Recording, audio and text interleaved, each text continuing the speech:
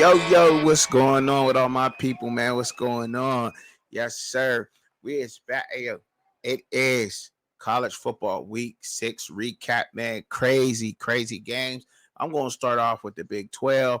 Get up into my top 3 games of the Big 12. Mine, that's yours, man. But you can put some requests in the comments if you would like your team to show up on Truckin Chubbzy, you know what I'm saying, fans' point of view. And then I will give my intake on my opinion. And I also place the facts behind it too, you know what I'm saying, and why I feel the way I feel.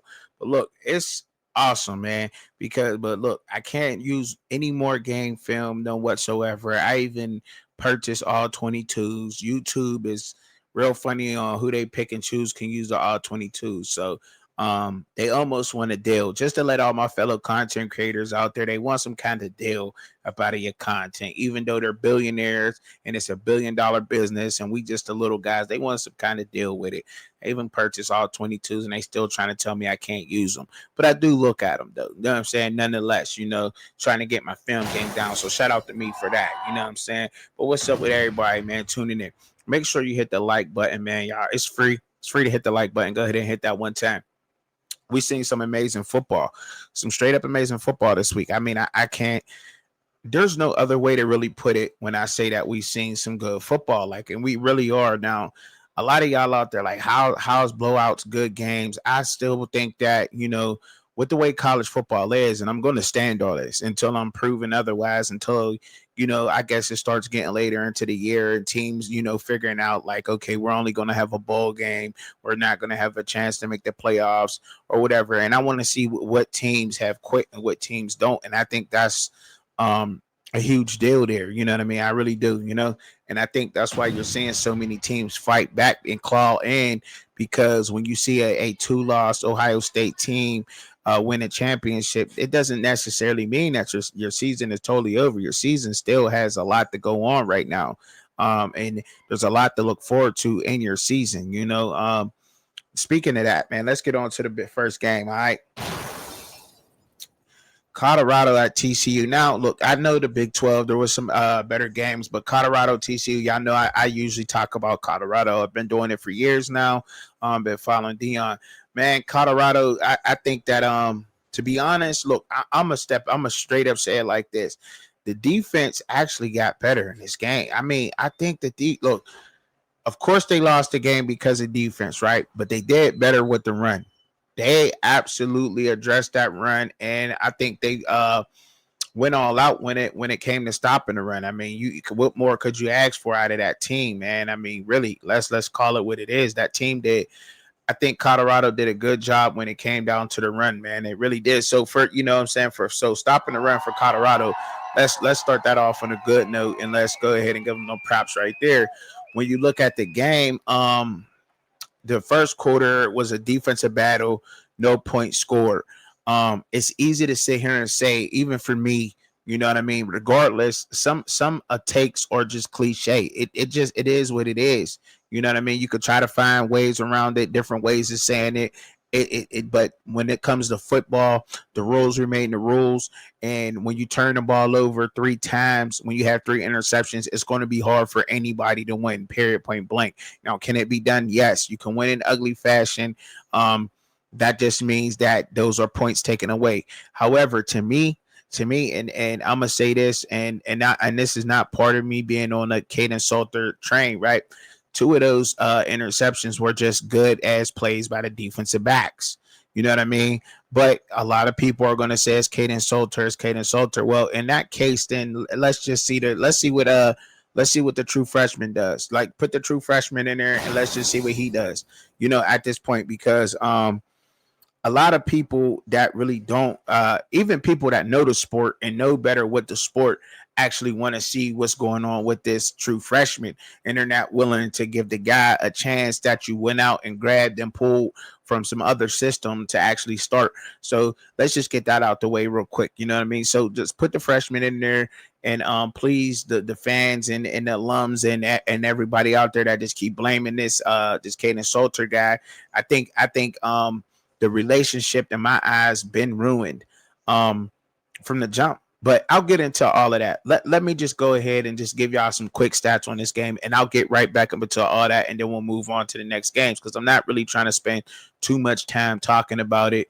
It's like beating a dead horse at this point. I've actually already talked about everything I needed to talk about when it came to Colorado and exactly how I felt about this quarterback situation that's going on. But I do think the defense stepped up and did what they did. I do. I honestly do. They held TCU scoreless for 2 quarters out of the game.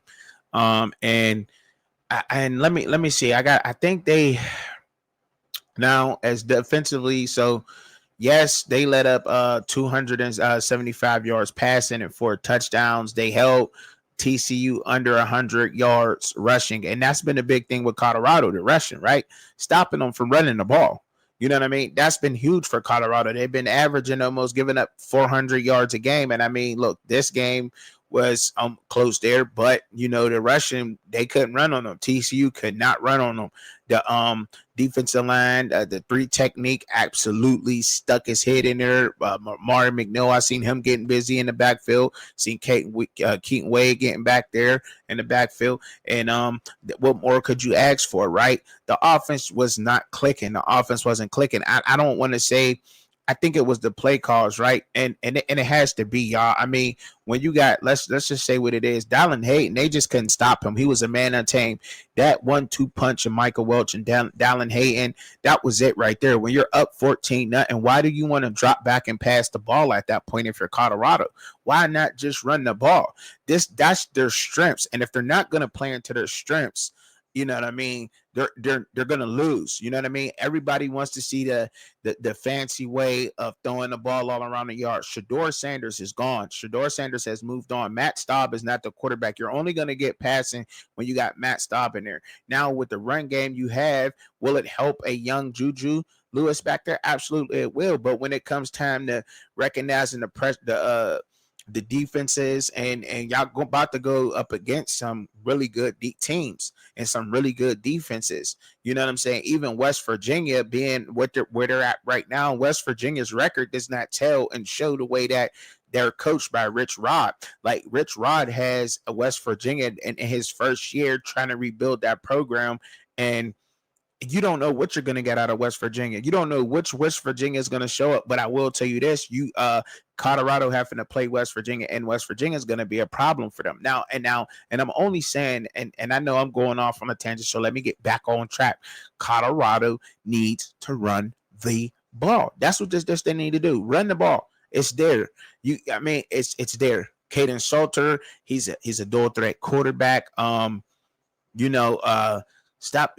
And when y'all just owning in the line of scrimmage like that, and I can't even say it was a 1-2 punch, just 2 of the 3 running backs that Colorado has is going to have a good day. Either it's going to be Dallin Hayden, Michael Welch, or it's going to be Draylon Miller. Which one is it? Pick and choose. 2 of those 3 guys are going to be on that day. And if not, one of them is. They are. You could do a lot with Draylon in there in the lineup. You could put him in the slot. You can use him for some jet motions, put him in a jet motion, some jet sweep motion handoffs to Draylon Miller. Why not keep him on the field? He's absolutely a monster. It's just one more piece of eye candy or one more thing the defense has to respect and pay attention to. Let's put Draylon Miller out there in the slot, use him on some jet stream motions, Michael Welch and Dallin Hayden, straight downhill runners. And they're coming for the contact. They're not shying away from first contact. And most likely they're going to bounce off that first guy. You got to gang tackle those guys. Those linebackers on the opposing team have to be ready to play when you're going to go tackle a Michael Welch or a Dallin Hayden. It just is what it is. And I mean, that's Colorado's strength. You're up 14-0. Keep running the ball. Absolutely, they didn't do that. They're trying to put they're trying to put the game in a quarterback's hands and Caden Salter. And if you even go back and look at Caden Salter's best season, go look at the stats. Don't take my word for it because I don't want y'all to get too lazy and just, you know what I'm saying, and hear me say it and you don't go and look at it for yourself, but go and look at his best season in 2023 when he came in 2024. Just last year, he was supposed to be a preseason All-American, right?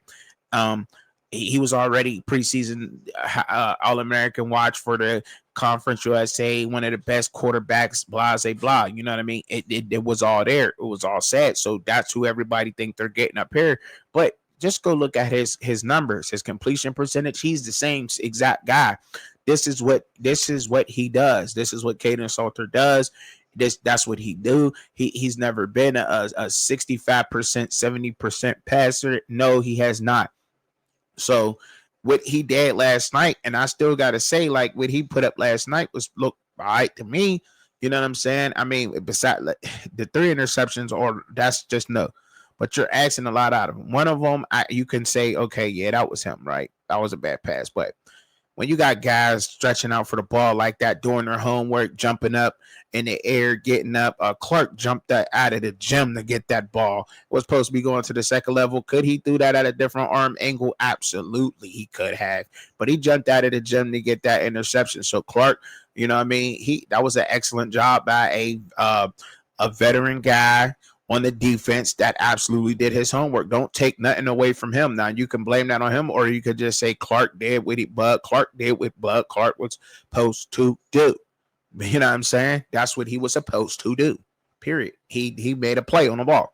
I think the defense, Keaton Wade, like I said, Keaton Wade, he was active. He had 2 tackles for a loss last night. He had a sack. He had 7 total tackles.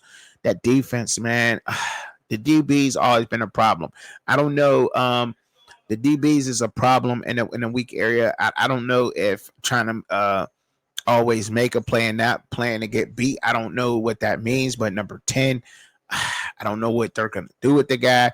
But and when you're coached to always make a play, but when your style is to not get beat or to teach something else, I just don't know what it is, because seems to be pass interference a whole lot, and they are getting a handsy. They are handsy, but they're not letting you play old school like that no more. They're not letting you play like that no more. You got to be, your head has to be turned towards the ball when you're making a play on it. You can't be handsy with the guys. You can't touch their hips. You can't touch the receiver, period, point blank.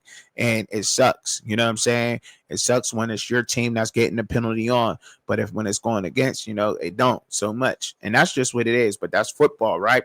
That's just how it is out here.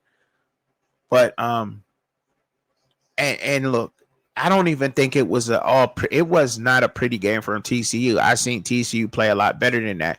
I'm not shocked that TCU won this game. No, I'm not, because honestly, I picked TCU to win, but I thought they was real sloppy. I thought TCU was sloppy, but or let me just go ahead and, like I said, and I opened up and gave the credit for Colorado's defense playing a lot better than what they had been.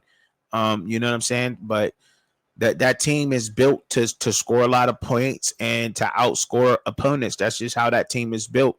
We see that, and obviously they can't score.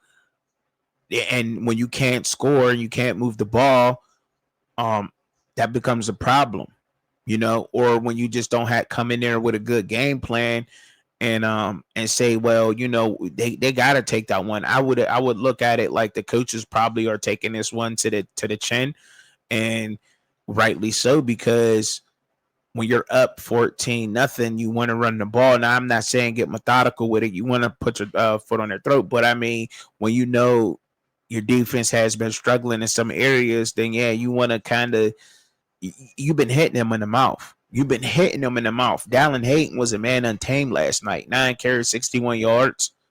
He was hitting them in the mouth. They didn't want no parts of Dallin Hayden last night. No parts of him. So, yeah, I'm going to go ahead and I'm going to stay in the RPO with Dallin Hayden in there. You know what I'm saying? Give him some eye candy with Draylon Miller. Keep him comfortable. You know what I'm saying? And keep him in his zone like that. You know what I mean? And keep some design QB runs up in there. And let's go to work. Let's go to work that way. And that's it. I mean, Omar Miller had one of his better games last night. 6 catches, 89 yards, and 2 tuds. Couple of guys had a couple passes in there. Sincere Brown, I thought, he's a man that tamed. Really was. And they got outdueled. They got outdueled in the fourth quarter. And TCU just didn't. Sonny Dykes was like, nah, we ain't letting them off easy. we going to try to score all the way up until that clock hit zero, because that's the same thing Coach Prime would do against us. So that I respect it. Yeah, I don't think it's no animosity there. I think that's the same thing Coach Prime would do. But long road ahead for the Buffaloes in their season, man, because look, they're 2-4, 0-3 in the Big 12 right now. And the parity in college football, to be honest, you look around all the conferences, it's really hard to say which team is going to stay undefeated or which team is really the king of the hill. It's really tough saying that. And I think that's the way that it's just the way college football is right now. And we're seeing it. I mean, a lot of people are saying no, the main teams will stay the main teams, but look, we'll see. We'll see. The most favorable schedule that I have seen so far is Miami's, but that has nothing to do with Miami. But I'll talk about that when I get to Miami. But right now with TCU and Colorado, I want to give both of those teams a huge round of applause for showing up and playing the game. You know what I mean? Some things to work on. It just ain't Colorado's year. Now, in the remaining schedule for Colorado, a lot of people already know who Colorado got next, but that will be Iowa State. They just lost a tough one. We talk about that. Then they're at Utah. Then they got Arizona at home. Then they're at West Virginia. Then they play Arizona State, and then they're at Kansas State. And Kansas State has looked a lot better since they got Dylan Edwards.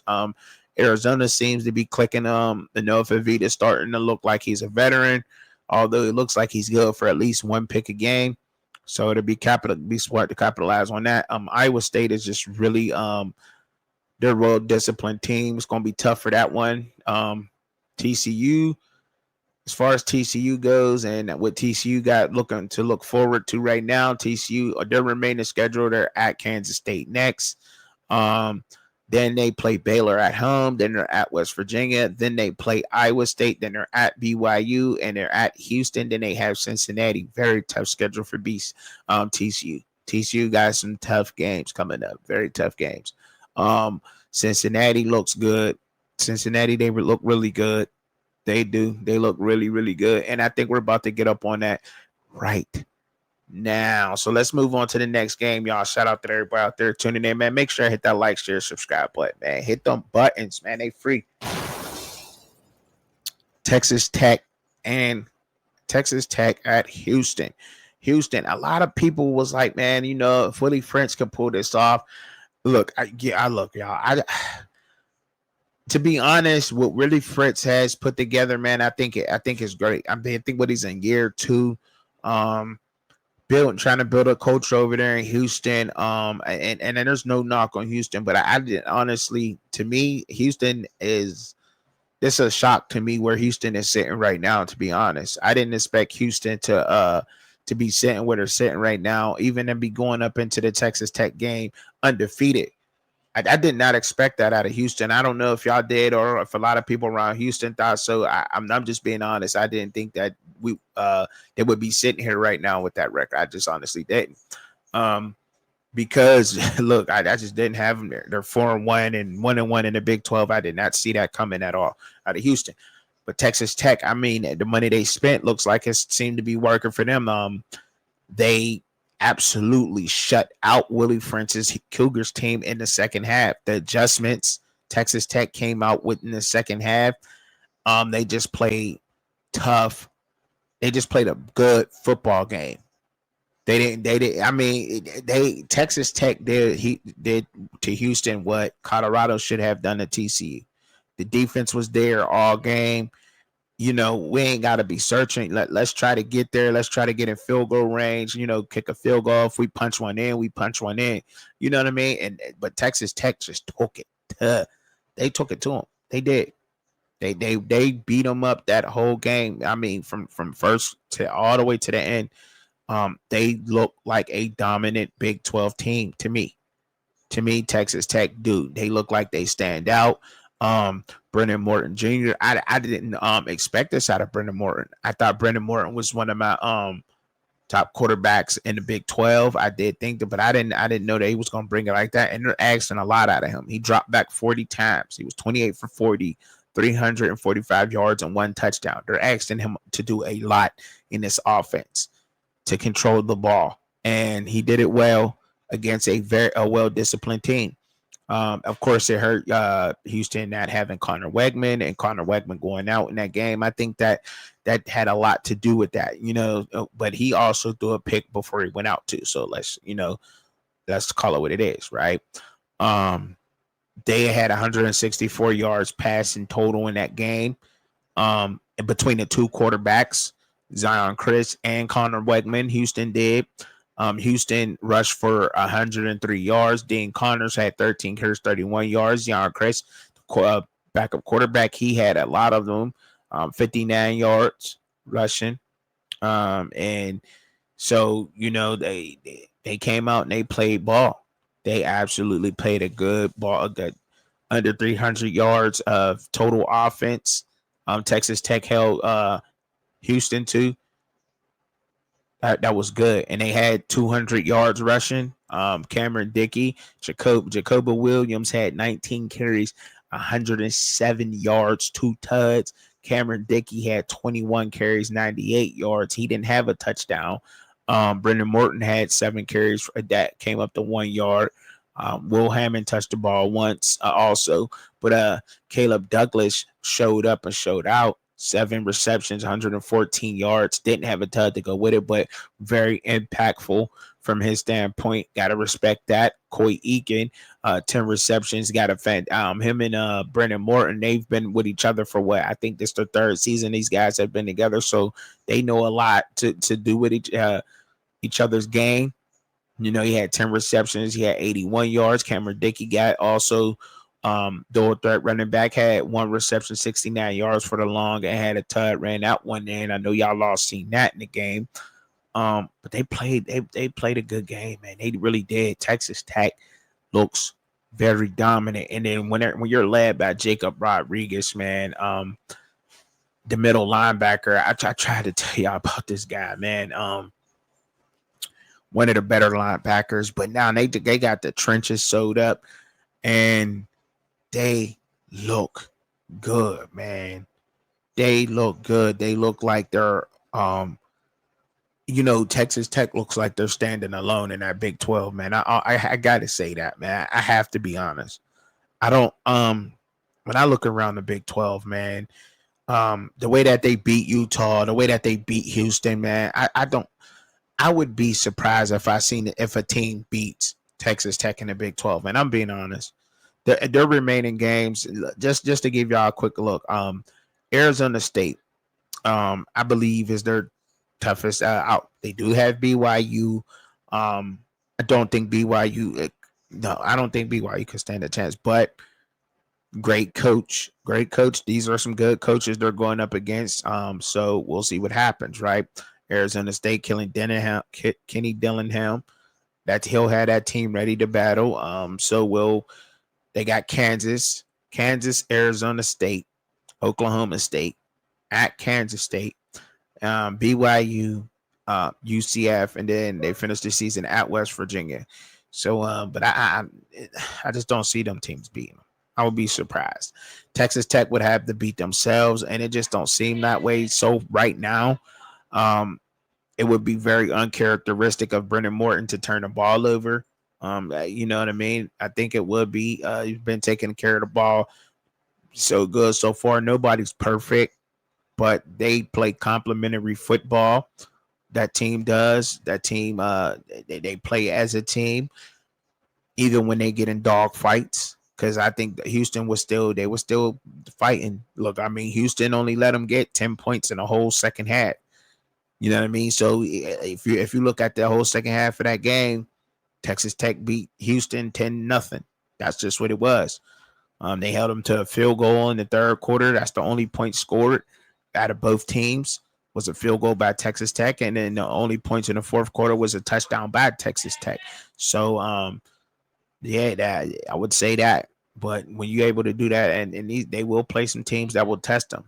So we'll see what happens in this Big 12. It is a tricky league, but I think we're seeing that a lot in every conference this year. I honestly do. I honestly do. I think you're seeing that everywhere in every conference. But moving on, man. Shout out to Houston and Texas Tech, man, for battling it out. the way that they did. Yes, the Iowa State Cyclones, Cincinnati. I know a lot of people is probably out.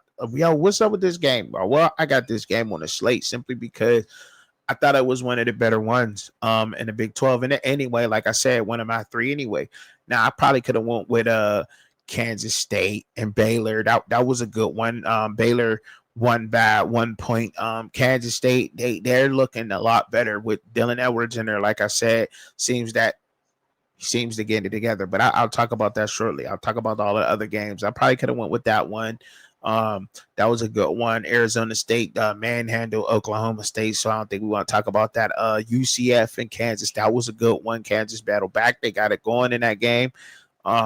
They were held scoreless in the first and the fourth quarter in that game, by the way.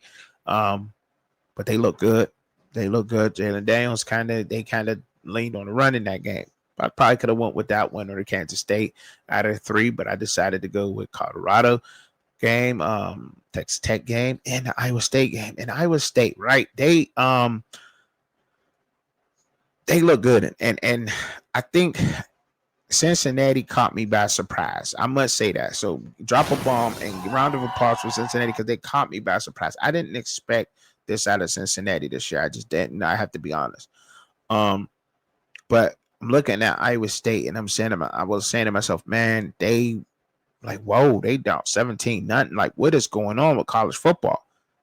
What's going on? If I'm not mistaken, it was around the same time that other games is on. I'm like, man, there's some upsets about to happen, right? Cincinnati coming to this game unranked. Iowa State was number 14 in the country. So I definitely didn't expect Rocco Beck and these guys to be shut out in the whole first quarter. You know what I mean? The whole first quarter, nothing. It couldn't get nothing going on Cincinnati. Cincinnati absolutely showed up, and then in the second quarter, I mean, Cincinnati continued it in the first half, but in the second half, they were only able to score 7 points, and that's why I got this game up here. Yes, they were dominant, but I have this game up here because Iowa State fought back in this game, and they made it a game. They made it a game. They battled. They absolutely look. Cincinnati scored 17 in the first quarter, scored 14 in the second quarter, could not score on Iowa State in the third quarter, and they put up 7 in the fourth.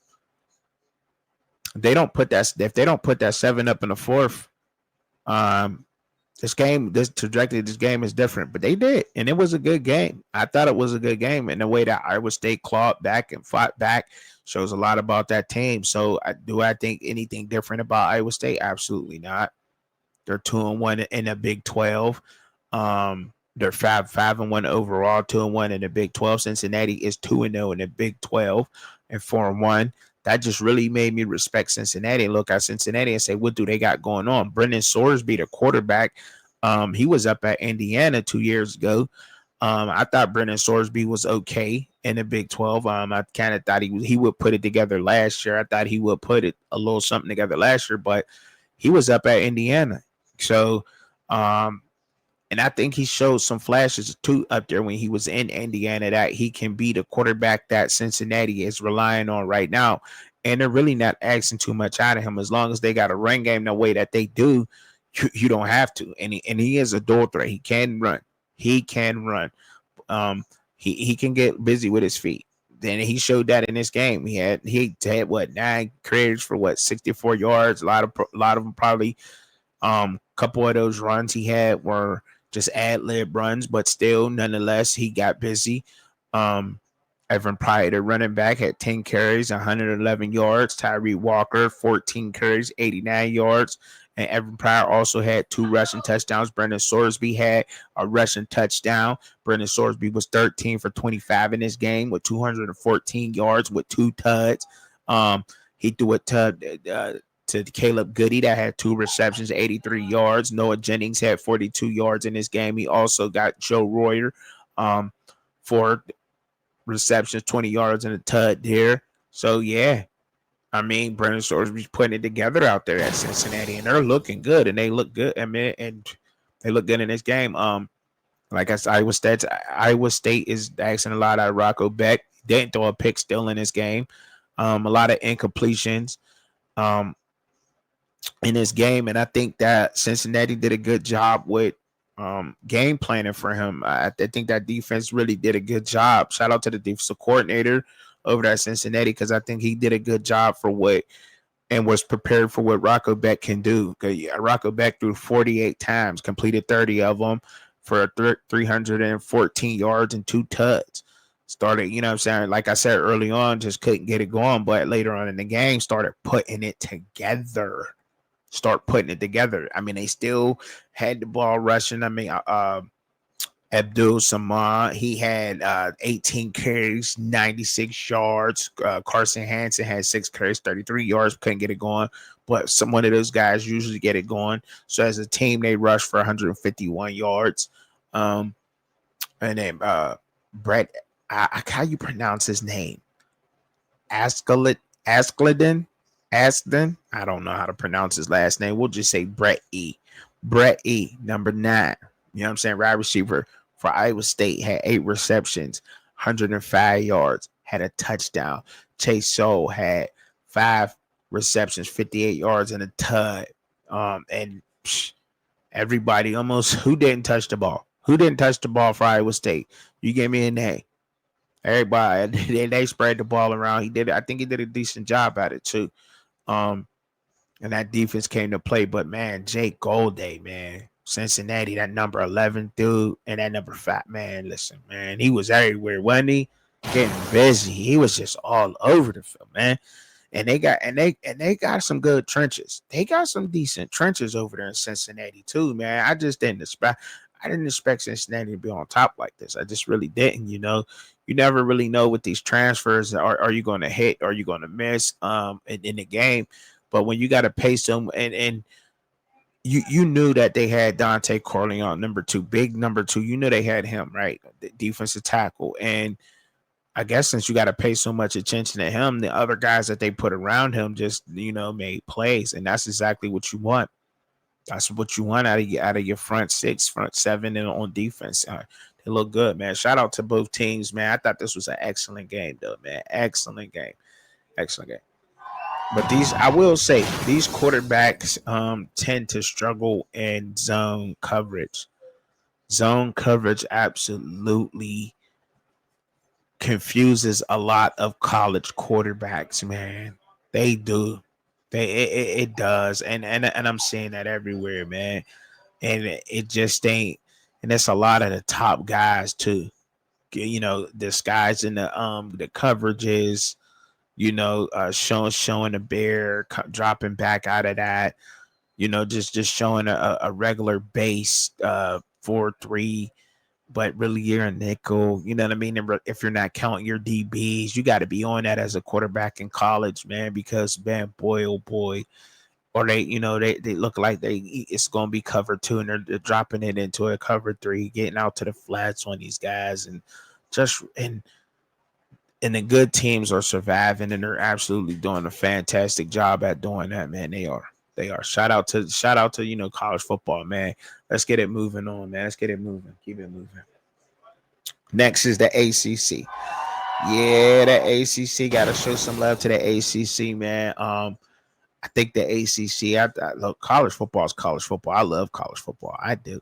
I love college football. I love the NFL too. But college football, I get to see the guys before they become the guys on Sunday. You know what I'm saying? So I know who's going to be hitting on Sundays and who's not, right? You can get a good feel for these guys and the systems that they're in, right? So with 3 games that I lined up with, it wasn't that many. So y'all know what games I've actually put up there. Let's see if y'all can guess right now. Put it down in the comments before I get up into it. Hit the like button. You dig? So, yeah, Miami. And obviously Miami and the Seminoles is on there. Let's talk about it. We got to talk about this game, man. It was hitting. Miami came out. They came out strong. Miami dominated this game all the way into the 4th quarter. Miami dominated this game all the way into the 4th quarter. Period. And they're showing that I think there's levels to this Miami's team. I said it last year and I'm saying it again. I don't know if it's part of Crystal Ball's plan or this OC and this defensive coordinator on how they like to play. It just seems to me and it's that Miami can play however they need to play. And when this defense is looking the way that this defense has looked for Miami, they're going to be a tough team to beat. By the way, Rocco Beck, my number one guy to go in the first round out of my top 5 quarterbacks. Don't claim to know everything, but I do pay attention. And a lot of people forgot about Rocco Beck. Don't know how that was even possible. But I will say this before I get into breaking down this game, before I forget about it, Miami, I think, is going to suffer from their schedule, right?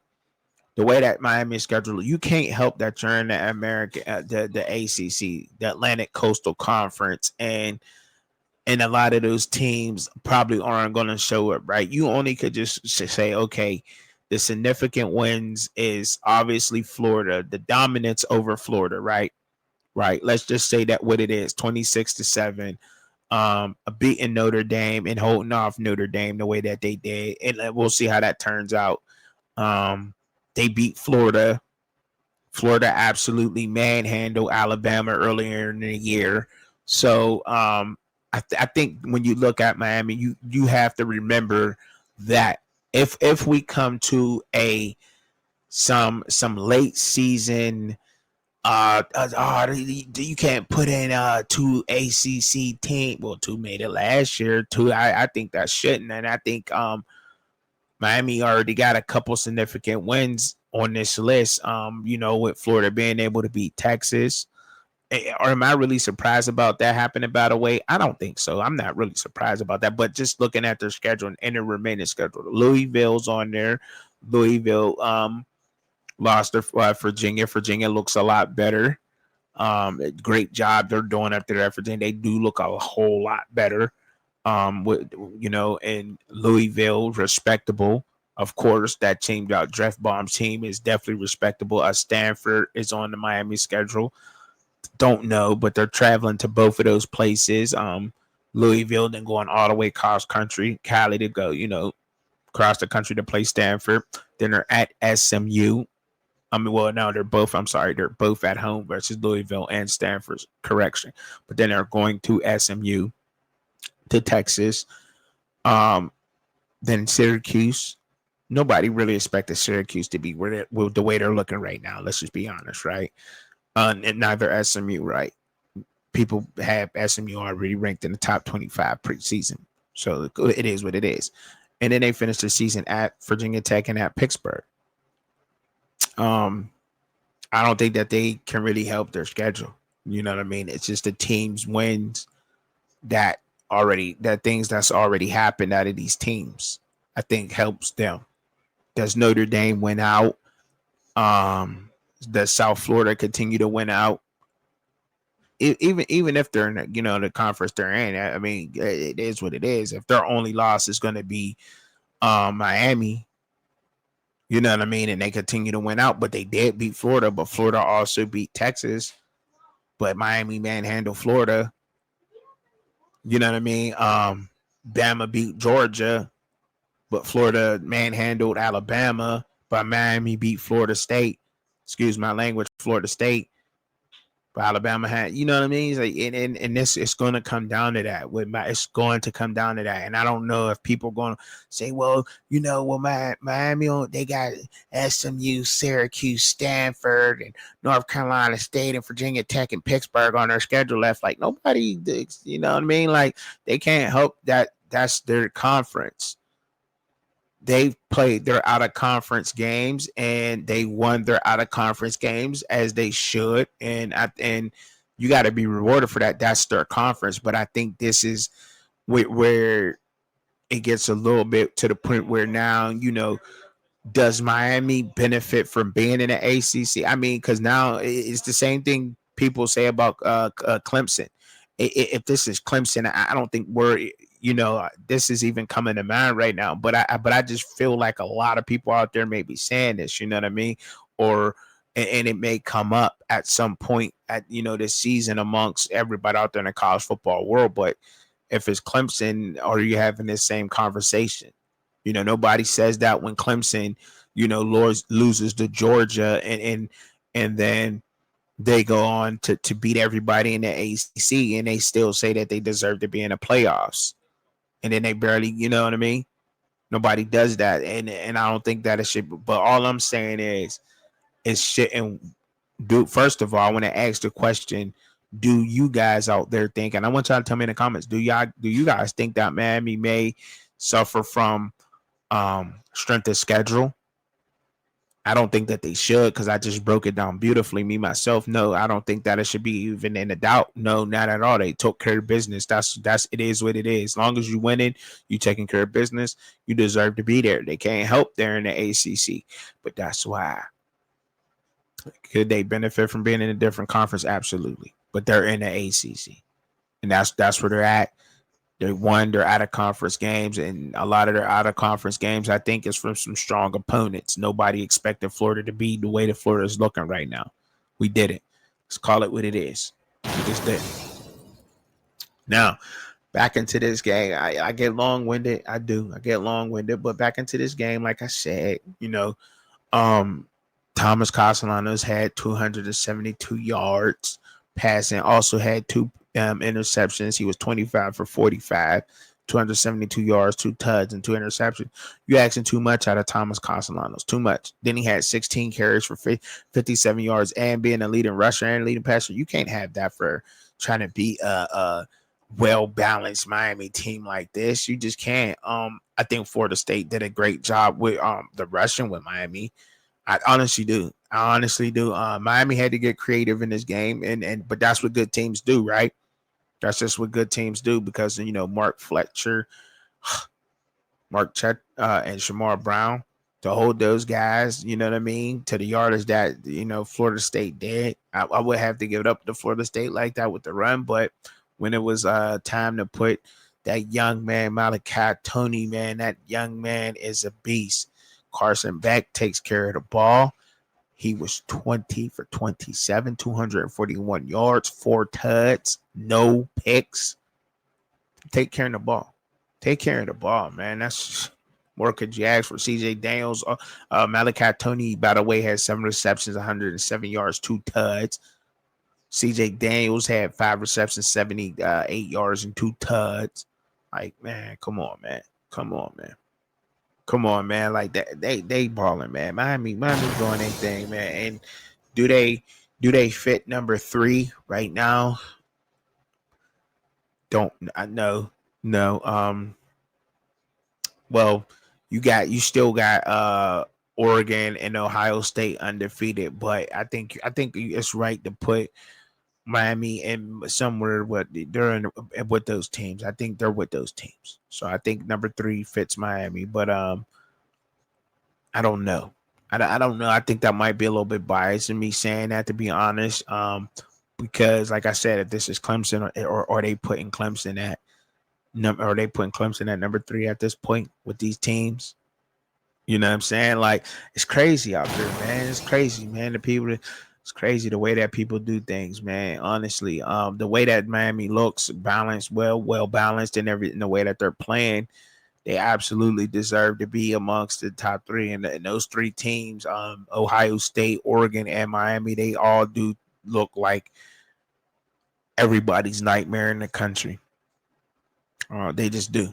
I think they could take on any team in the country, and I think that that's fair. No matter which way you want to put that, if you're a Miami fan, you want to put them at number 1. I'm cool with that. 1, 2, and 3, it don't matter. I think those teams are very dominant, very dominant. Let's put that to the rest. But yeah, man, that defense, man, that Miami, man, they're incredible. Every week, somebody different is stepping up, leading in tackles, getting tackles for a loss. And when you got a team that's built like that and just playing ball like it's tough to lose games when you play with that kind of unselfishness in football. That's what this game is about. And when you're playing like that, The way that Miami's playing, that's tough. That's what championship footballs, championship teams are made of. That kind of recipe. You put that in there, and you're going to get significant wins out of that, just like that. But great game. Florida State able to put it together late in the game, in the fourth quarter. But Miami, stuck it out and they got buckled down, pulled it off 28-22. Shout out to both teams, man, but it was a good one. Miami did dominate through that whole game, though, man. They really did. Honestly, they really did. So that was a good one, man. I like watching that. Yes, I love watching this game too, man. It's Virginia and at Louisville, man. That was a good game. I thought Louisville could have, I thought Louisville. I don't want to know. I don't know. Like, I think Louisville kind of lost this one, but for some reason Virginia is just finding ways of just winning. I mean, they beat Florida State, and then they turn around and they beat an undefeated Louisville Jeff Brom team. I mean, these guys got something, man. They really have something, man. They do. They really do. They were just able to frustrate Miller Moss so much. And that's what I mean about zone coverages. And it just seems to see it. Why are we seeing so many quarterbacks make things hard for themselves and hard for their offensive tackles when they drift in the pocket? I don't know if this is a new way of playing quarterback, or if a lot of the way that they're being taught or what, but there's a lot of guys that drift out of the pocket. I have no idea why they're doing that. And I seen Miller Moss doing that. Although he was 34 for 48, 329 yards, 2 tuds and a pick, but I just don't think it was tough. You know what I mean? It was tough, but he is one of the better passers, but still was tough watching that. And the way all the sacks that he took, them big sacks that he took, hurt his team's rushing like crazy. Because Isaac Brown had 13. I mean, he didn't have a world beating record. I mean, he had 13 carries, 66 yards. Tried to get involved in the passing game a little bit, but Chris Bell is a beast. If he's not one of the top receivers in the country, I don't know, but he showed up because Virginia didn't play, y'all. They really didn't play a sexy game. Like, they really didn't. I mean, Louisville held them to under 250 total yards in the whole game. They didn't play a sexy game. They just played football. They did. It's like, I don't know if Chandler Morris is out there just playing backyard football, like Down said, Hut, like, you run this, drawing the play on his chest. No, I'm just joking, but they're just winning games. And that's not, like, that team is very surprising, man. Very surprising. Jamari Taylor, the running back, 16 carries, 68 yards. He had a tud because Chandler Morris was 19 for 31, 149 yards and a touchdown. That's you want more completions in that, but I won't put it all on him. You know what I mean? You definitely want more completions in that than that in the game, right? Most definitely. You definitely want more. I thought there was a couple of misses in there. And Louisville's defense was definitely getting there to him too. They was definitely making it hard. They didn't make it easy on him at all. Because their sacks, they only had 2 sacks in the game, but they had like 9 tackles for a loss. So they was all up in his grill, getting in the backfield. Virginia was able to get the Miller Moss way more, and that defense, I think, is the key. We know it's the key to this team. We know it is. When you get held for under 250 yards in a game, and you still win the game in overtime, 30-27. Yeah. When your yes, that's defense, and that's why I got this up here as one of the better games, because these are 2 teams that I think is good. So Miami still got Louisville on the schedule, and I think that would be another good dub if Miami can pull that off. Miami pulls it off. I think that's another decent dub. I don't think that Louisville's a pushover at all. No, I don't think so. I mean, Virginia showed up and they showed all of us that they're not going to be a pushover. Because I definitely didn't have the Cavaliers winning. I think they're at their max right now. What I thought they would be.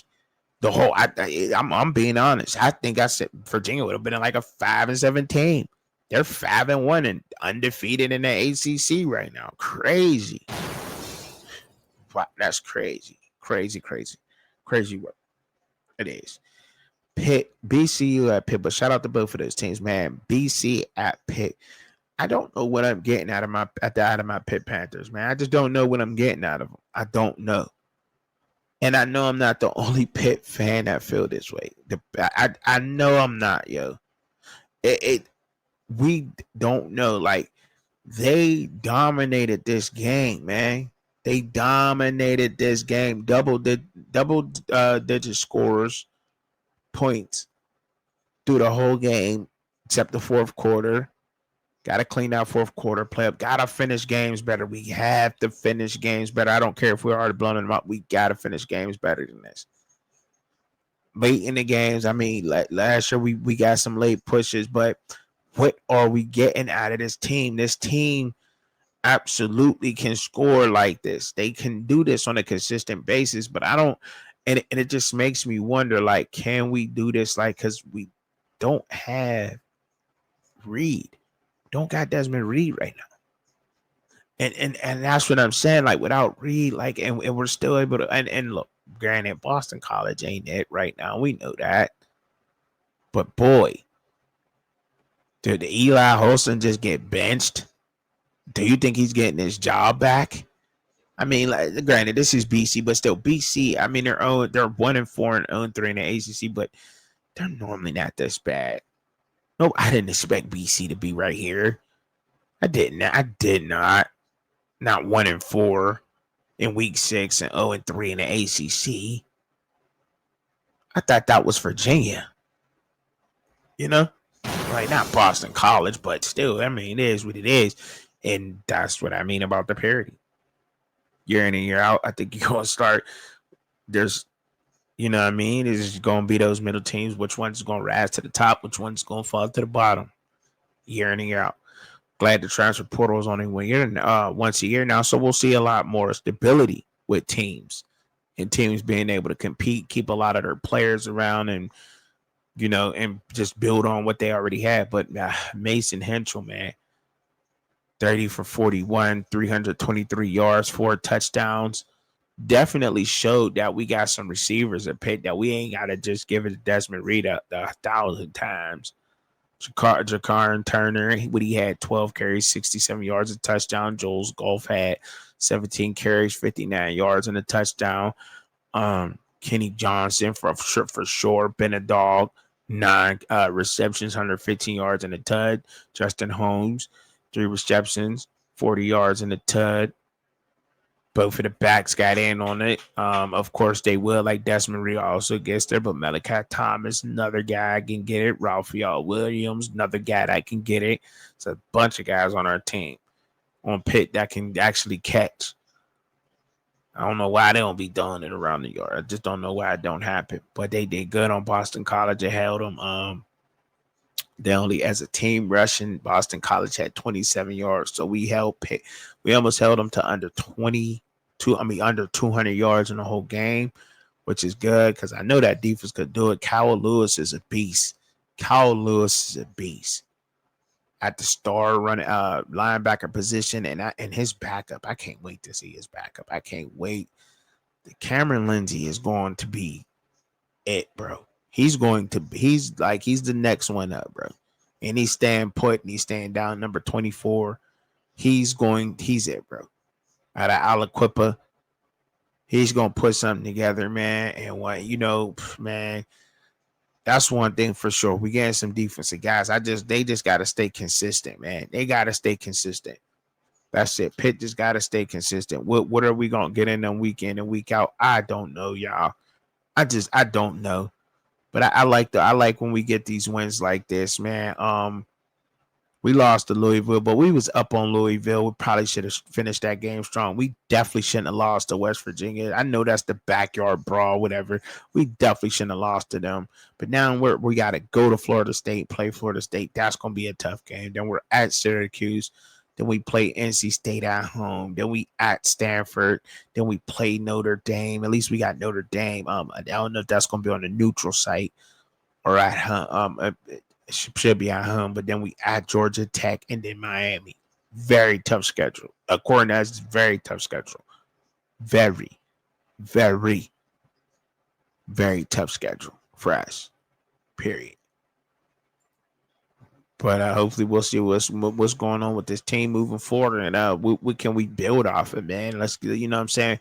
What's going on? What can we build off of with this Pat Narduzzi led Pitt team?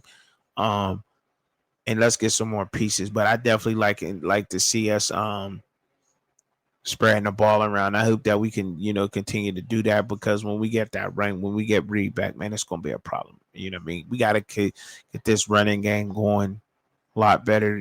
Hopefully we get Reed back, and let's make it happen, Pitt. Let's make it happen. All right, let's get it going. Let's get it going. The Big Ten. Yeah, I'm doing the Big Ten too. I ain't just doing the Big 12, the AC. I do all college football. Yeah. The Big Ten showed us some games that just, I think the Big Ten, it showed us that parity in college football, it is what it is, man. And like I said, we're going to see it through all the conferences. People are going to say, well, this team lost to this team, and then this team beat that team, and that's what you're just going to see. You're going to continue on seeing that in all of the conferences. It's not just going to be the Big 12 or the Conference USA. I think you're going to see that even in the big power conferences, the guys who get respect, the SEC, Big 10, you're going to see that.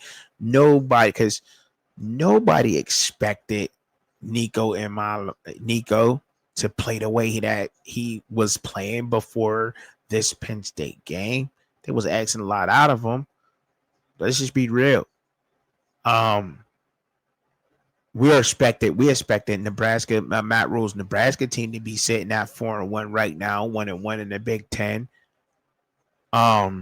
Michigan State 3-2, 0-2 in the Big Ten. I think Jonathan Smith's team got some soul searching to do, because Aiden Childs just didn't look. He looked okay, but that backup came in there and did some things and made that offense click, and I'm like, okay, that looked a lot smoother than what Aiden Childs was doing.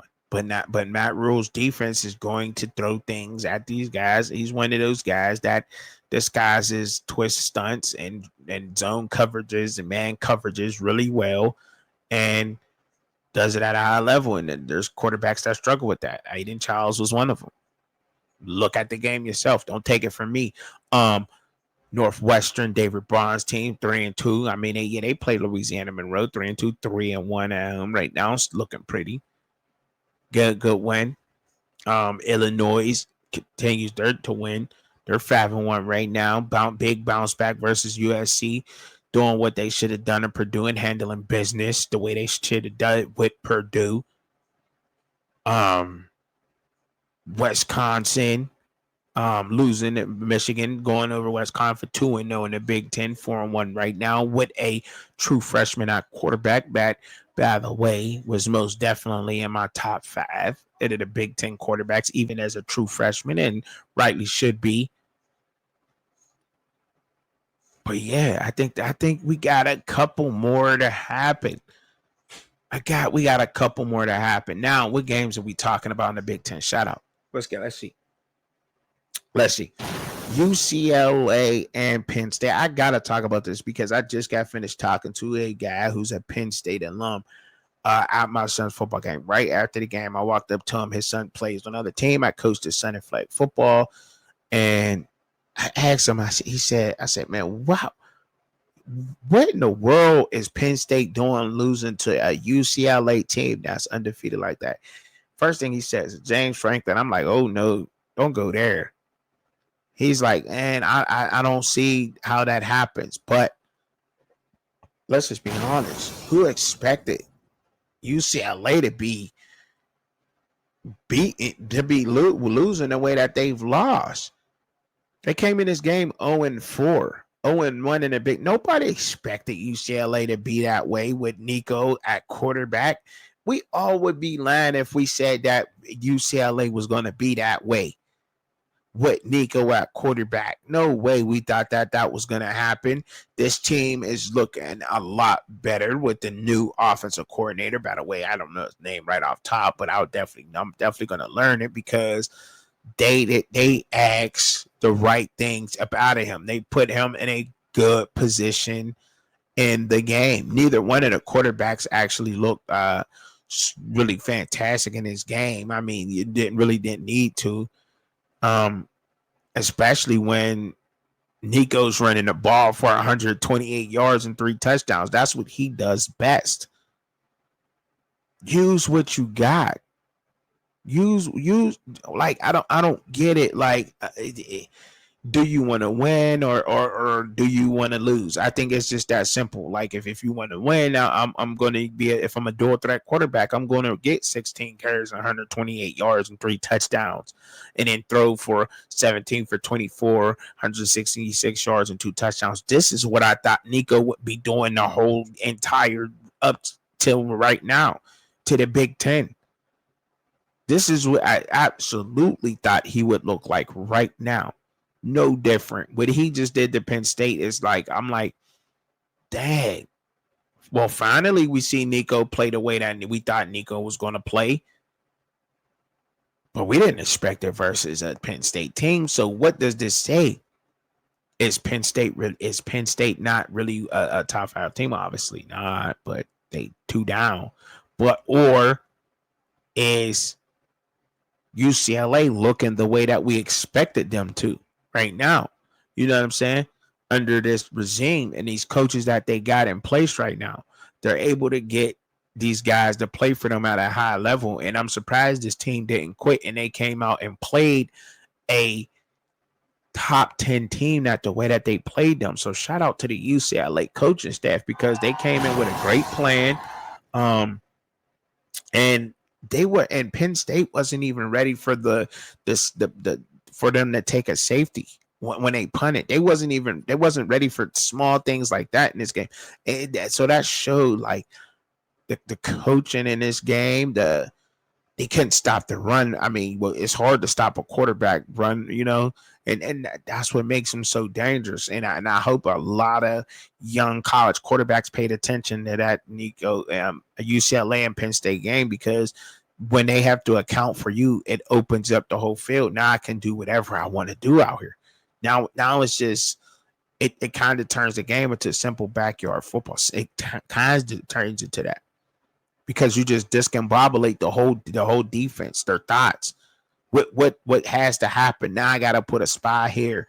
But when you got guys who can make plays, and we didn't even know there was guys on UCLA's team that could play football the way that they play in football. We didn't know this. We just didn't know it.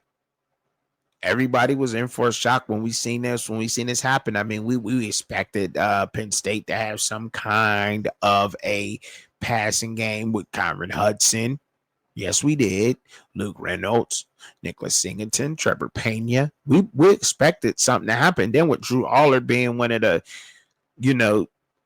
preseason Heisman picks candidates. I mean, if we're learning one thing, well, we ain't listening to you mainstream guys talk about it no more.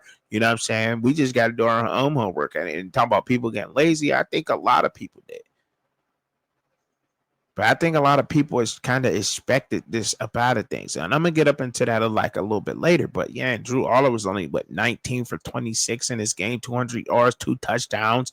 Not bad game out of him. You know what I mean? Really not. Had 11 carries, 78 yards. I think he did what he could possibly do. It was just too late trying to put it together. Should have been came out and played ball. Now y'all know y'all got to come out and y'all got to play ball, man. I think this is more of an exposing of Penn State's defense than this was anything. if I'm gonna be honest, even though I mean, like some of the, of course they got pass rushers, of course they got guys, but I think this was more of that than anything. UCLA absolutely manhandled them at the line of scrimmage. Absolutely manhandled them at the line of scrimmage. Period. They couldn't do nothing with them. Very well. That was a well fought, well coached game. To manhandle Penn State like that at the line of scrimmage was it was shocking to see what was going on with that. But I mean, when you think about UCLA, I think because it definitely caught everybody off shock and off guard. But when you really sat down and thought about, like, okay, this is what we was waiting to see out of Nico. This is what we thought he would do to all opposing teams. We thought when UCLA played New Mexico State, I thought they was about to put up 100 on them. I thought they was gonna hang a 70 burger on them at least, easy. Was shocked to see them lose that one, but yeah, James Franklin and Penn State. I think Penn State needed to get knocked out once again. Late overtime game with Oregon, the way that they lost to Oregon, tough. Think they learned in that game, but now to get beat like this by UCLA, kind of wake up. But it's still one of this game. You still got 57 more games left to make it, to make a run, to finish out the season strong. If Penn State, they still got Ohio State, they still got Indiana, and Nebraska, Rutgers, and they at Michigan State. I think they still got Iowa. They at Iowa, at Ohio State, home versus Indiana. Yeah. In their next 4 games. Yeah.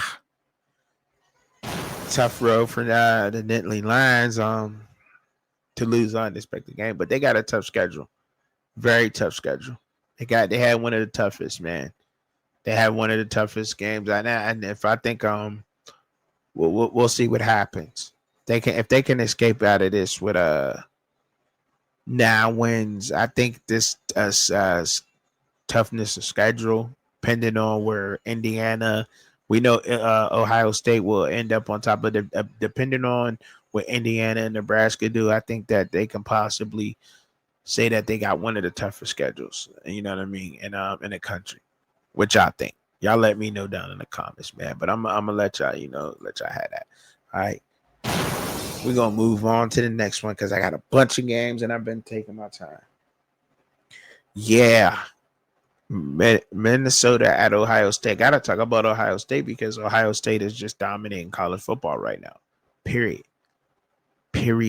I told y'all they was gonna repeat, try to tell y'all. They can't be stopped. They not going to be. Julian Sand is playing out of his mind.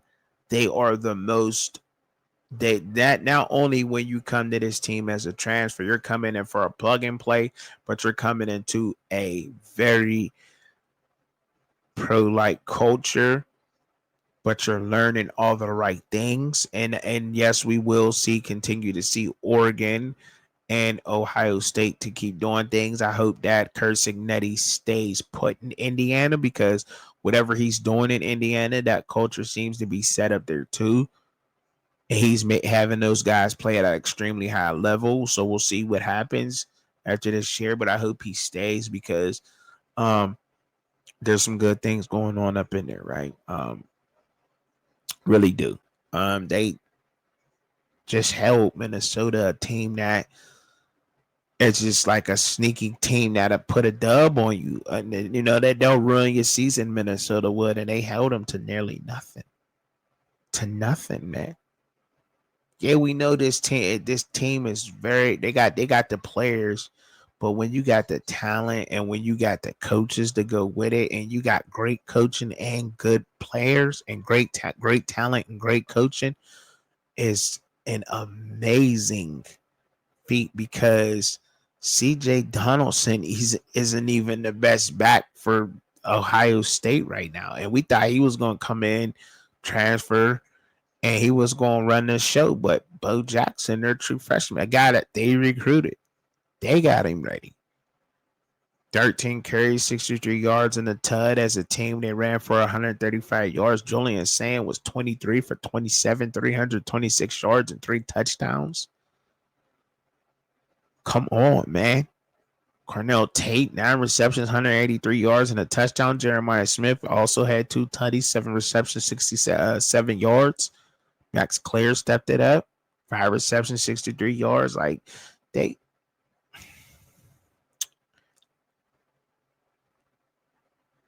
man, this team is just going to be a problem, man. Period. This team is going to be very hard to beat. Very hard. They deserve everything they got. Minnesota couldn't do nothing for them. They're getting different looks, and the game plans for the defense is just gets better every week. I really like watching them play, even when they blow out, because I learned a lot watching Ohio State and to mix things up, twist stunts, constantly the disguise of their coverages, and these guys executed at a high level. At a high level, they will most definitely have a lot of guys getting drafted again from another one of their teams, because the pros, the NFL coaches look at Ohio State's team like a dog do a steak. And that's it, like a bone. They just they love it. They love it. They love it. I know they do. They're loving looking at Ohio State, because those guys are ready. Julian Sand is being coached and being ready for the next level. He's ready, and that's hard to do. It's hard to do, and there's only a couple teams doing it, and that's what's making these teams successful. Their guys are prepared and ready for everything. Shout out to Ohio State, man. Yeah, big dub, man. I like it, man. And yeah, I know they won 42-3, but it's got to put that out there. Got to show up to Ohio State. You dig? Yeah, Washington and Maryland, man. Oh man, I like.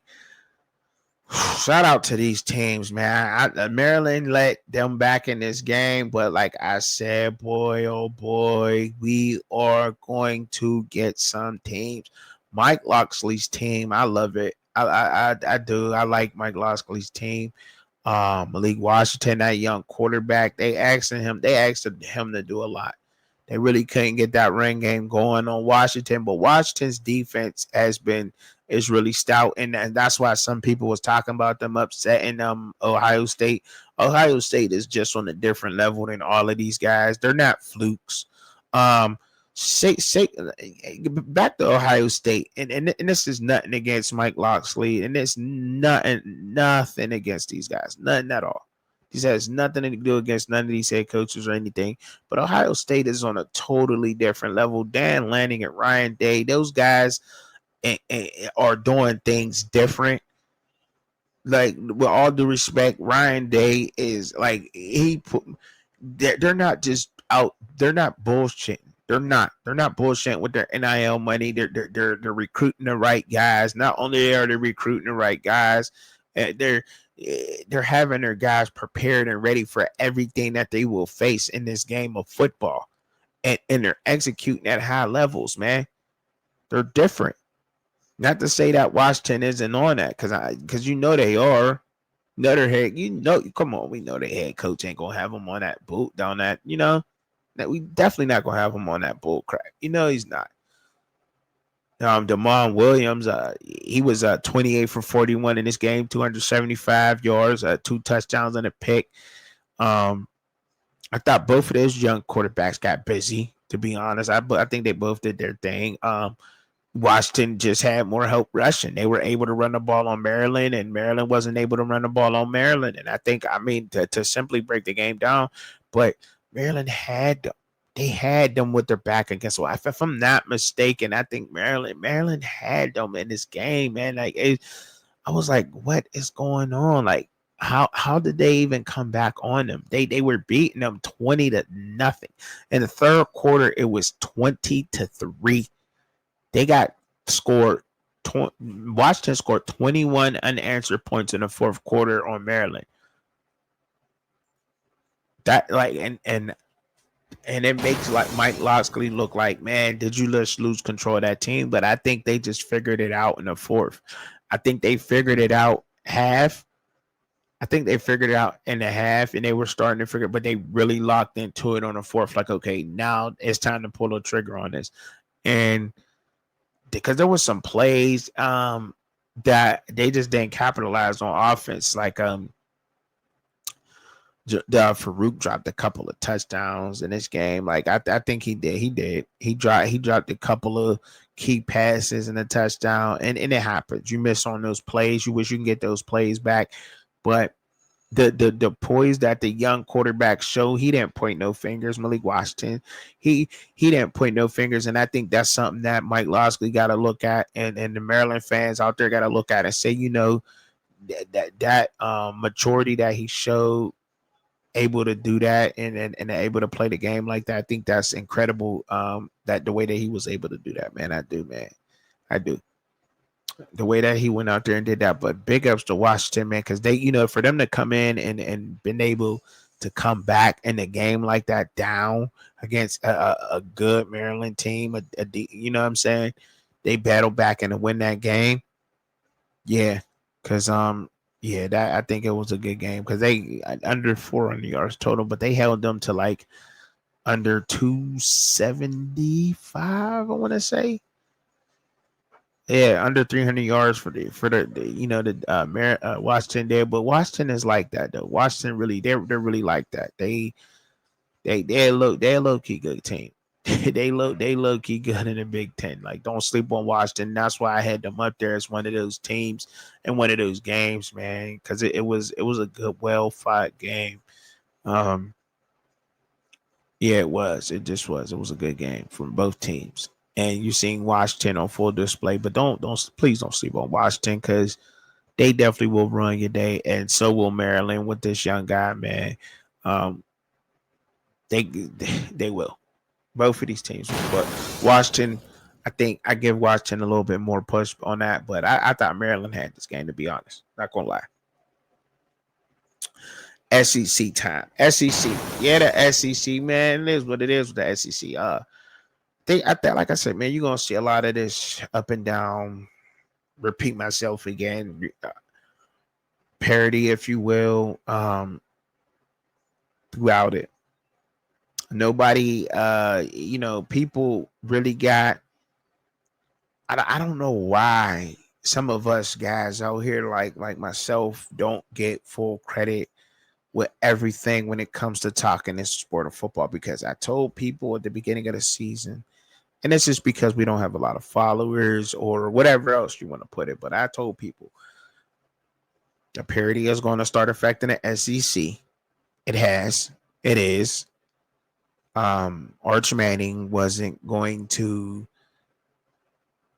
He was going to need time. A lot of these quarterbacks just need to stay put, unless the ones that just don't have time. But if you got the time, use it.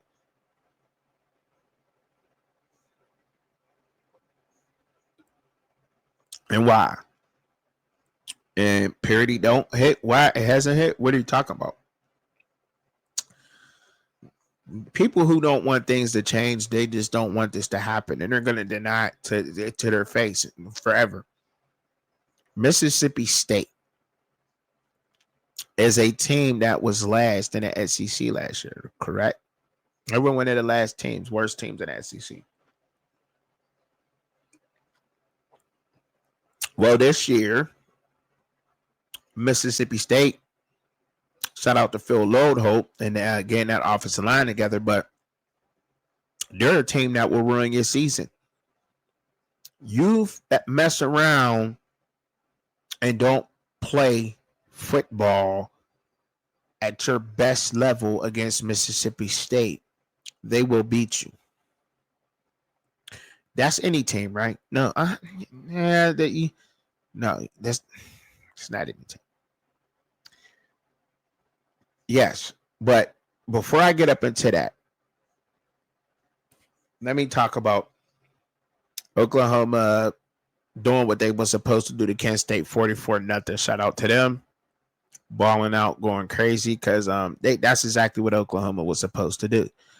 Um they're not asking too much out of Michael Hawkins. They trying to ease him up in there. He was 14 for 24, 162 yards, 3 touchdowns, no interceptions. Jaden Ott, he had 11 carries, 49 yards. Troy Blaylock, 15 carries, 78 yards in that game. Deion Burks didn't really get going too much, but I'm hoping to see more about him get going. This is only Kent State. They did exactly what they were supposed to do against them.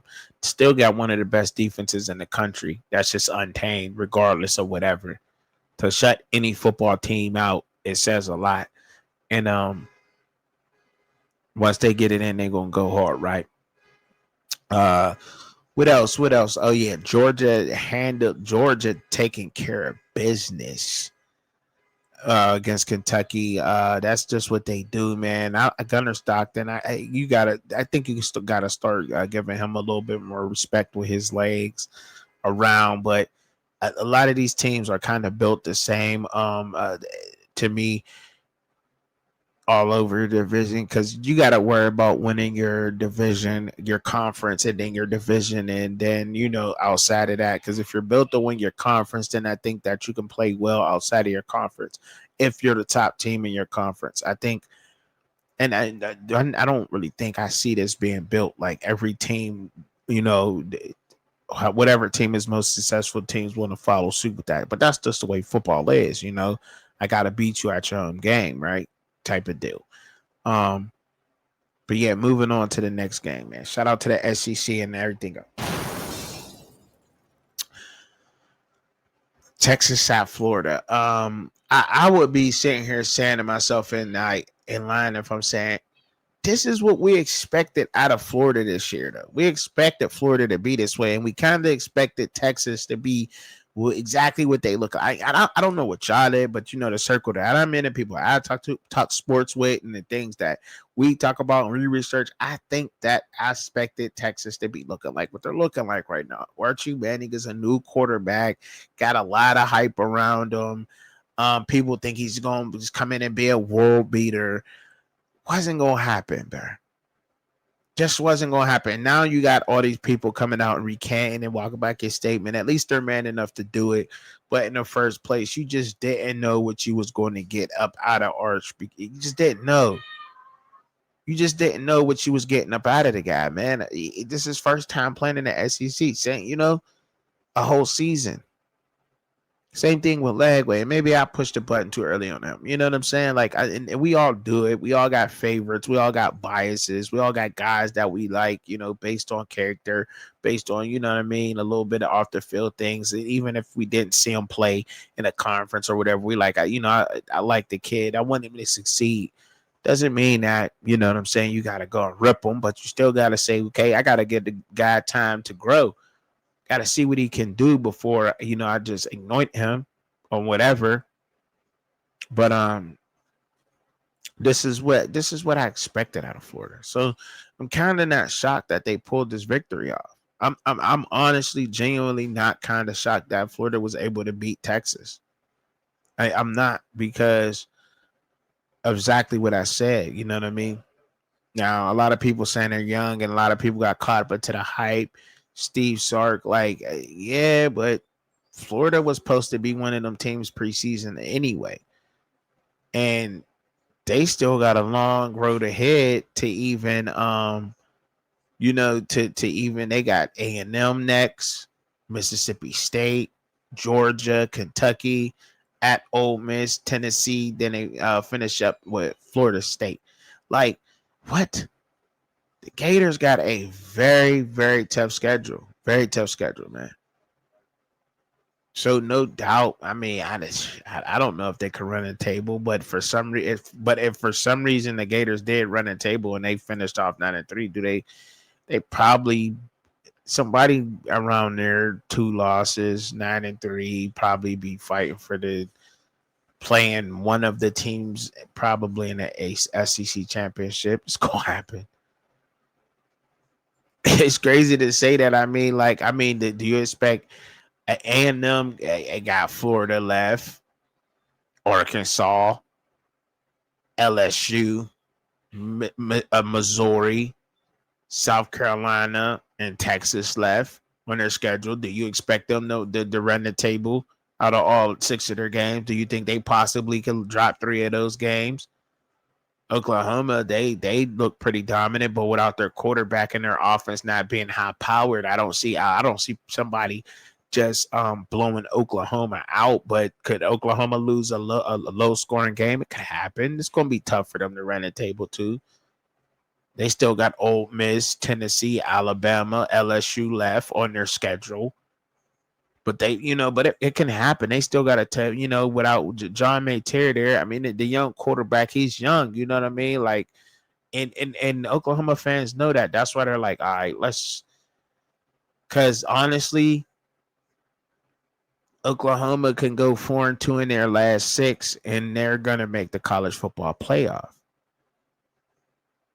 They're gonna make the SEC championship college football playoff. Alabama right now, you know what I mean? That they still got Alabama. Alabama has Missouri at Missouri, Tennessee, South Carolina, LSU, Oklahoma, Auburn.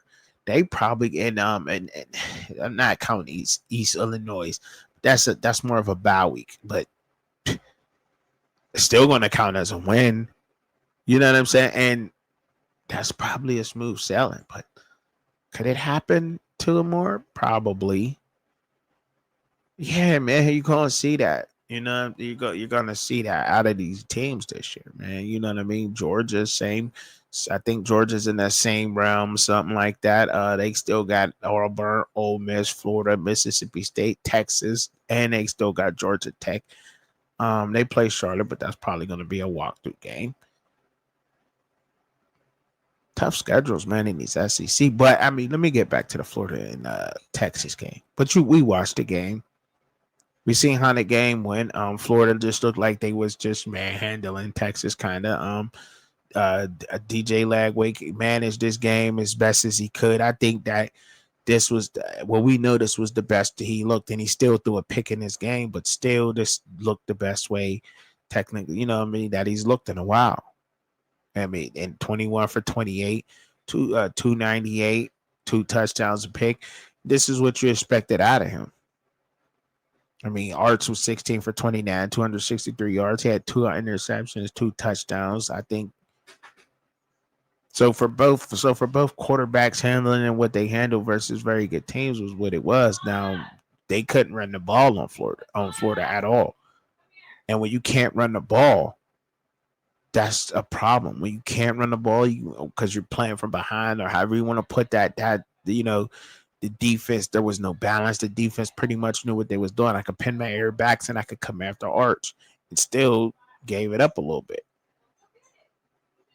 Dallas Wilson had a good game, 6 receptions, 111 yards, 2 touchdowns in this game. And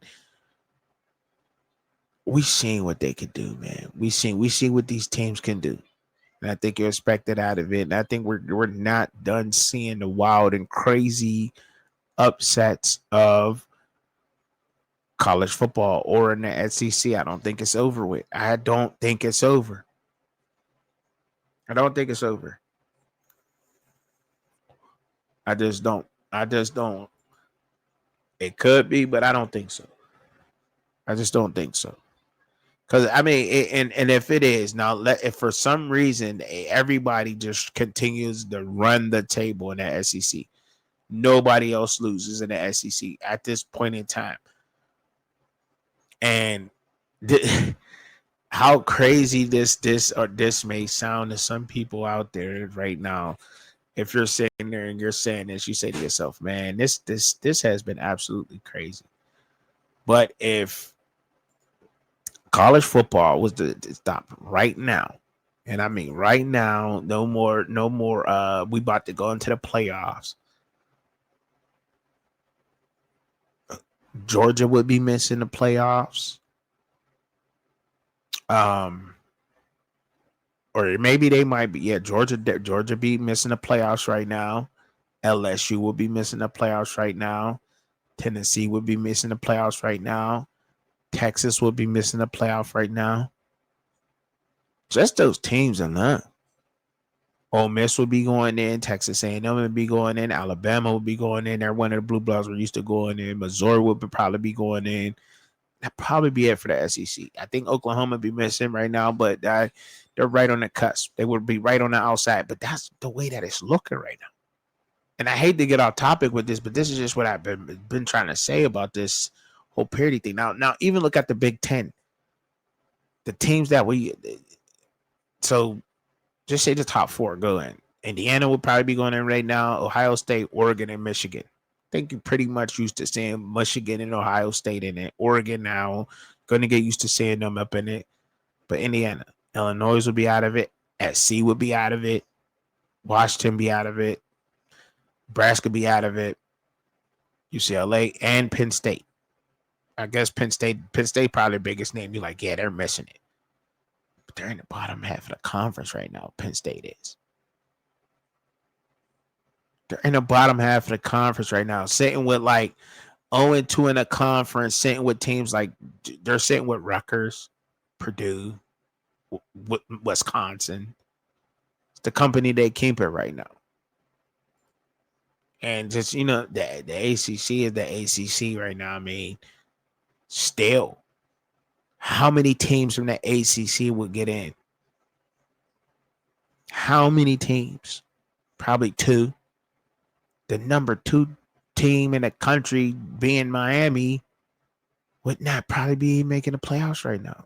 Just saying, just right now. Of course, they're gonna make it, but they don't. The Virginia has the most conference wins right now. They're at 5-1. They're number 1 in the ACC. According not according to the country, according to the ACC standings, as the ACC standings are. In the way that they are right now. Virginia is number 1. Duke is number 2. Georgia Tech is 3. Miami is 4. Oh, that's just what it is right now. In the conference, in the American Coastal Conference, Atlantic Coastal Conference, I'm sorry. That's the way that that's sitting right now. That's all I'm trying to say.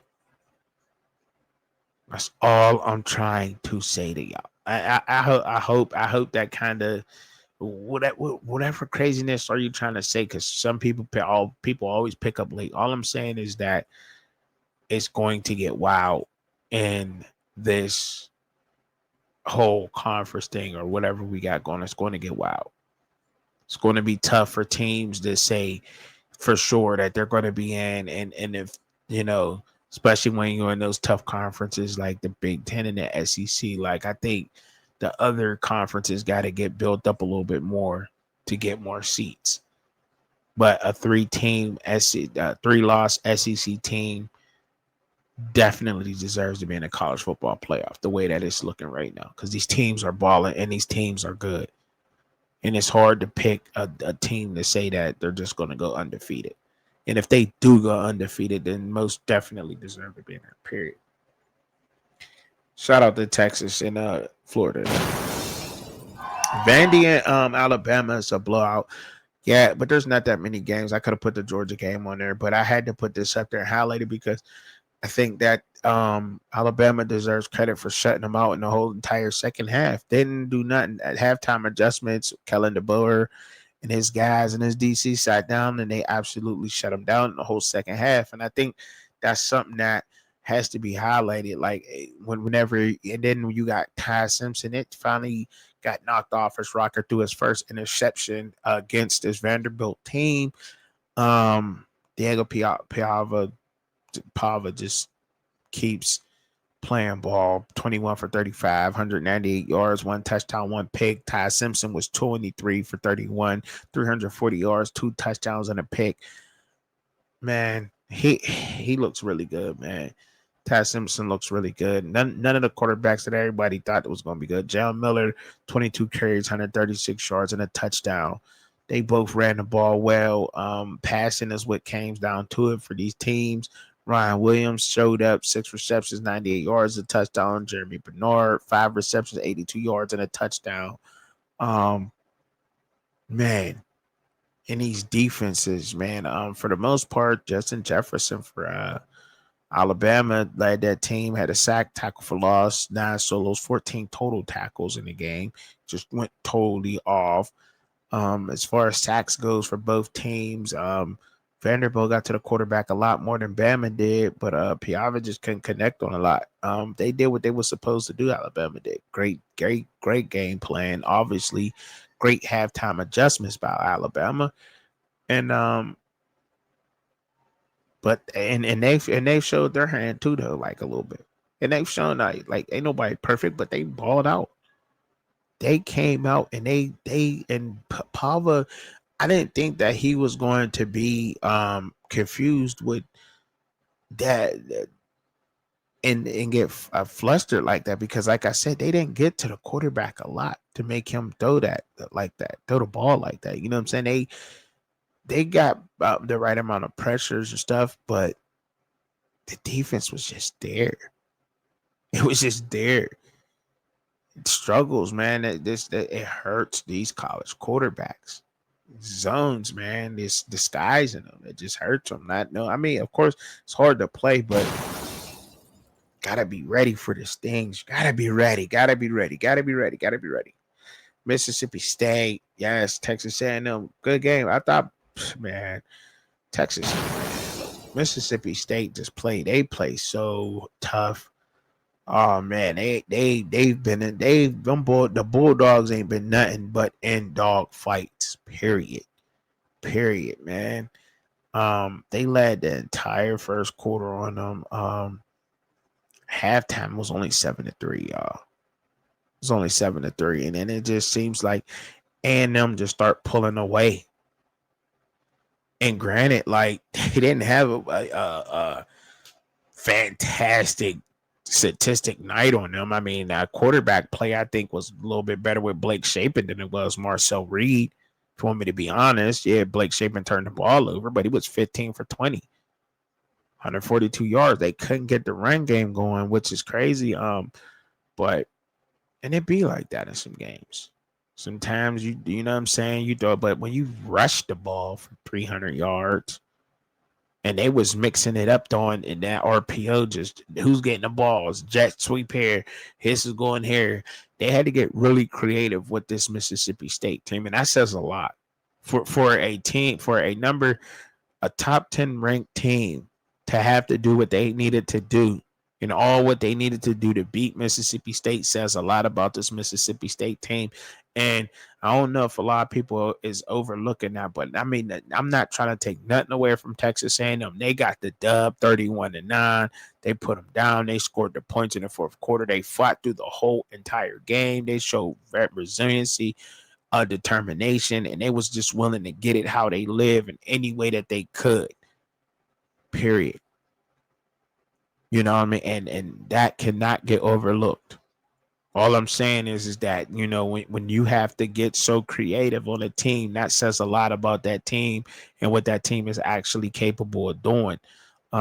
They weren't able to get, you know, to lock in with the sacks like A&M was. And I think that might have been a little bit of the difference. I mean, that offensive line was pass blocking.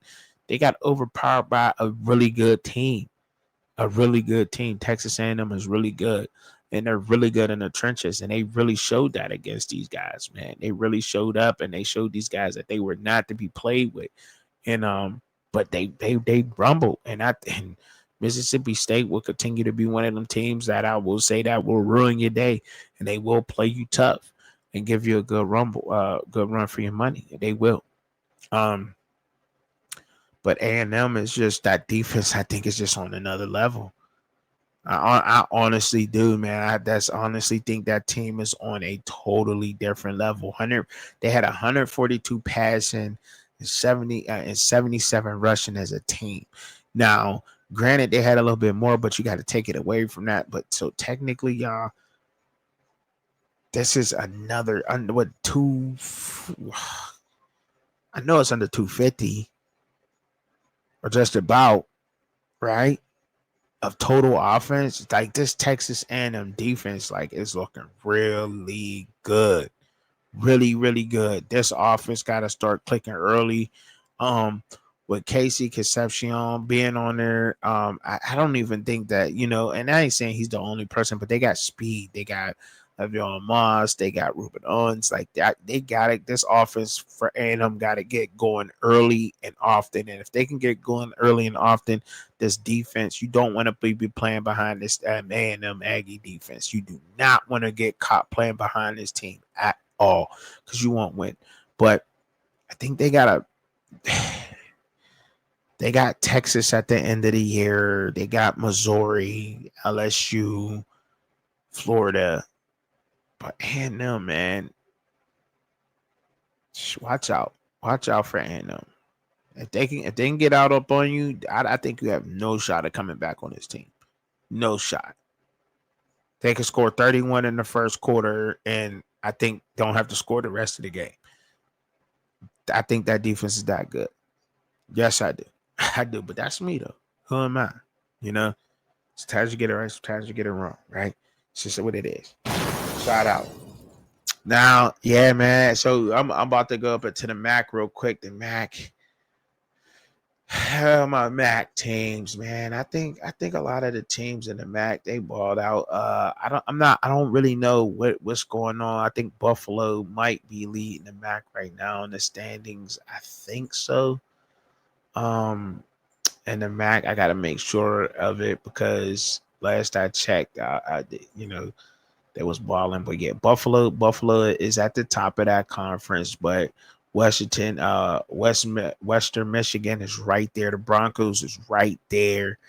But also, what's crazy is Ohio is 3-3 also, and they creeping there. And Central Michigan's 3-3, and they haven't even got into the conference play. Buffalo is just 2-0 in conference play right now. Central Michigan's 1-1, and Ohio's 1-1. Northern Illinois, they've been playing really tough, but they're sitting at 1-4 right now, on 1 in the conference. But they look like they got a really good defense. Eddie George, I want to know Eddie George Bowling Green team is 2-3 on 1 right now. They sitting down in the conference. Buffalo, I think they should be the best, and they got a lot of talent on that team, but I don't know. They seem not to be putting it together. In Ball State, they're really consistent. I'm not really seeing a consistent runaway team in this conference at all. In the MAC, I don't know. I'm not seeing a consistent winner and like somebody who could just run away and win it right now. And I think that's crazy to say right now. I think that you should be able to say that without a doubt, definitive, like who's going to win the MAC. I don't know. And these MAC teams could and probably put a L on somebody's record real quick. Yes, they could. Buffalo, Western Michigan, Ball State, Miami, Toledo. Yes, they could. Northern Illinois, Ohio, and it's crazy. Their records are like not that great, but the teams, I think, man, I just shout out to the MAC, man. Shout out to the MAC. Moving on. The American Athletic Conference, man. I think is like I said, like I was talking about earlier, the American Athletic Conference. Like I think that's another one that, of course, Navy is leading it right now, but or is Navy going to like run away with it? And I don't know if you could say that. I don't know if you could say that. They still got Notre Dame, North Texas, South Florida, and Memphis left. They haven't seen either of those teams left. They haven't seen none of those teams yet.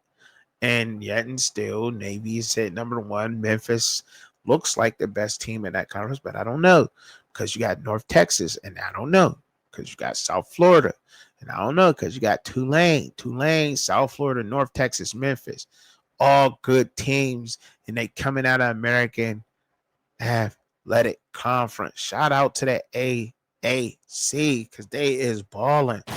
Those 4 teams is holding it down. That means what? USF, South Florida, right now, I think they're number 24 in the country, and and Memphis is 23. I mean, that's big, man. That's huge. So shout out to the American Athletic Conference, man. Put some respect on them boys, man. They out there balling. And those four teams that I just named, I got Memphis, North Texas, South Florida, and Tulane, man. And don't let me forget Navy. That's at number one right now, sitting number one of that conference. Good football going on down there in the American Athletic Conference, man. Great football going on down there right now. Shout out to them. Yeah, I mentioned that. I mentioned them too. I show love more than anybody else do. That's for sure. The Mountain West. Now and really and let me before the American Athletic. I don't know any one of those four teams can win that. Can win that. Any one of those four teams can win that. Really, really, really. So and now to the Mountain West. I think no, can't say that. Can't say that because Boise kind of they stuck it out. They stuck their neck out there on Notre Dame. Just didn't have the bodies to keep up the rotation to keep up with Notre Dame, and that showed up late in the game. But as far as their division, you got Utah State. They had to hang in there with Vanderbilt, but nah, couldn't get it done. Um, Hawaii, they kind of look all right now. They're 1-1 in the conference though. They're 4-2 overall. Able to beat Stanford earlier this year. New Mexico able to get a big win earlier this year. But for sure, Colorado State, I didn't expect them to be where they're at. Wyoming didn't expect kind of expected that out of them, of course. UNLV's 5-0, 1-0. Fresno State's 5-1, 2-0 in the conference right now. Sean Lewis is San Diego State. Man, 4-1 right now, 1-0 in the conference. Don't know if they're gonna be able to keep it up though, man. San Diego State, don't know if they're gonna be able to keep it up. Hopefully, they at Nevada next, and they at Fresno. They go on the road twice at Nevada, at Fresno. Then they're home versus Wyoming. Then they're at Hawaii. Then they got Boise State, San Jose State. So yeah, they got a tough one. So it's gonna break up and it's gonna break down and break up a little bit in the Mountain West. But man, shout out, man, because they playing good ball. Playing good ball over there. Don't know who's gonna run away with it. Is it gonna be Fresno, UNLV, San Diego State, or is Boise State gonna make a late push for that one? So the top four teams in the Mountain West right now, but it could go either way. That's where the parity hit. Yeah, it's definitely showing up there, but it's showing up in them bigger conferences too. So that's what it's saying. Shout out to college football. It's showing everywhere right now. It's just showing up. Sun Belt, yeah. Talk about the Sun Belt, dog, because they out there. They out there too, right? James Madison. No, let's not talk about that because Kurt Signetti came from James Madison out of the Sun Belt. He went into the Big Ten, and right now his team is undefeated. Indiana. Let's talk about it. Let's talk about it. Damn right, I'm gonna talk about it and learn to see where these other teams and coaches is coming from, right? Appalachian State. I guess you could kind of say because they ain't really going into conference play. They only played one or two conference games right now. So you really can't really say what's going on. But I will say that the Southern Mississippi Golden Eagles, they lead in the West right now. 3-2, and they 1-0 in their conference. So we'll see what happens with Old Dominion. I like the way that they look. I like the way that James Madison is looking. Also, I must say that. But Upstate will beat you. Georgia Southern, probably they'll put an L on you real quick. Louisiana, bro, like what we talking about? They'll put an L on you. Troy will. So this conference, I don't know who's gonna win it. Like who's gonna win the Sun Belt Conference? I guess if I had to choose one right now, just based on it, it got to be out of James Madison and Old Dominion for me right now to continue on winning through that conference. I like the way they're showing up and they're playing ball right now. I got to go with those two, man, for sure, for sure. All right. Moving on to the next one, man, the Conference USA. Dog, Conference USA. Yes. Kennesaw State 3-2 overall. They're 1-0. Louisiana Tech Bulldogs. They are 4-1, 2-0 in the conference. West Kentucky, the Western Kentucky Hilltoppers are looking like they just gonna run away with that one. They're 5-1, 3-0 in the conference. And don't let me forget Missouri State, the Bears, man. They've been playing ball. They've been doing it. And yeah, I'm talking about the G5s. They got FIU. FIU, come on, Florida National. Y'all ain't looking too hot. Y'all supposed to be looking better than that, Florida. And then they got Louisiana Tech. I'm talking about the Hilltoppers right now, right? Then they got Middle Tennessee State, but then they got at LSU and at Jacksonville State. So I think they got one L coming up for sure, and that might be that's LSU. That's LSU. Yeah, anything can happen, dog. Anything can happen. Western Kentucky got LSU later on in the year. That's the way that's looking, man. Look, and that's the end of college football for me, dog. Shout out to everybody out there that tuned in. Don't forget to like, share, subscribe, because get y'all 2 hours of me talking about college football and breaking down college football week 6 recap. Fans' point of view style with Truckin Chubbzy. I know I always say it. We got to pray for each other, pray for me, and I'm always praying for y'all. Peace.